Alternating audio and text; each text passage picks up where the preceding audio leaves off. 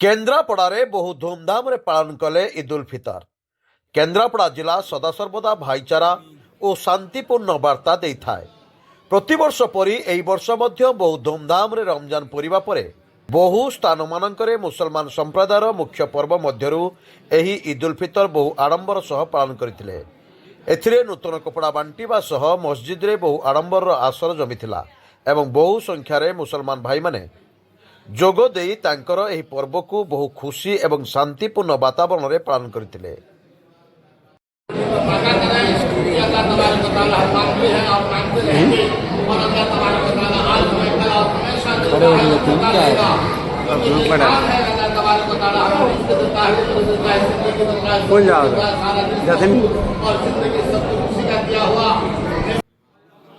केन्द्रापड़ारू हरिशंकर साहू का रिपोर्ट, स्वतंत्र ओडिशा लाइव।